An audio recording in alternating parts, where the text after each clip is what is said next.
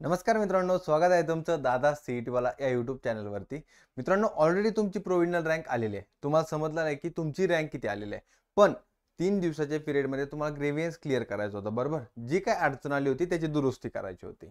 पण त्या अगोदर इंजिनिअरिंग रिगार्डिंग जे काय नवीन अपडेट्स आहेत त्या सर्वप्रथम कोणत्या चॅनल तर ते म्हणजे दादा सीईटी वाला। तर मित्रांनो, प्लीज सबस्क्राइब करायला विसरू नका। चला, फायनल रँक मध्ये तुम्हाला कोणत्या गोष्टी दिसणार आहेत।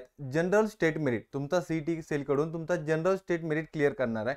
त्यानंतर तुमची होम युनिव्हर्सिटी रँक किती आहे आणि त्यानंतर तुमची कॅटेगरी वाईज रँक किंवा ऑल इंडिया रँक या सर्व गोष्टी तुम्हाला कळून येतील। पण प्रोव्हिजनल रँक मध्ये आणि फायनल रँक मध्ये काही चेंजेस आले आहेत का ते एकदा चेक करून घ्यायचं।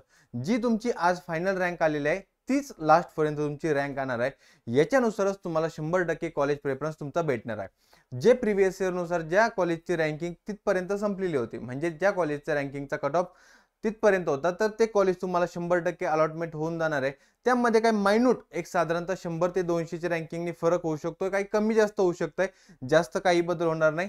जी आज तुमची फायनल रँक आलेली आहे तीच तुमच्या रँकिंगवर जे जनरल स्टेट मेरिट नंबर आहे तुमचा, जो जनरल स्टेट मेरिट नंबर आहे त्याच बेसिसवर तुमचं पूर्णपणे ऍडमिशन होणार आहे।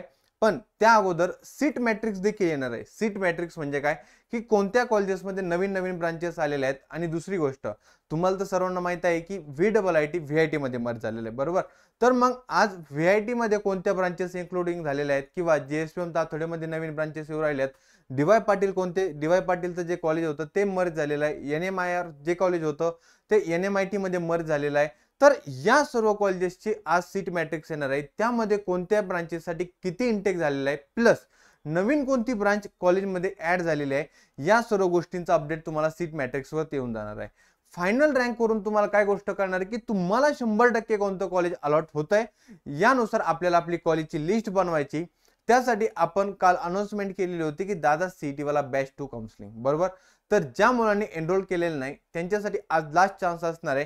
डिस्क्रिप्शन बॉक्स मध्ये मी गुगल फॉर्मची लिंक दिलेली आहे, प्लस स्क्रीनवरती तुम्हाला नंबर दिसत असेल त्यावर तुम्ही कॉल करून आपल्या काउन्सिलिंगसाठी एनरोल करू शकता। ते शेवटी दादा सीईटी वाला या यूट्यूब चॅनलला सबस्क्राइब करायला विसरू नका। Thank you so much.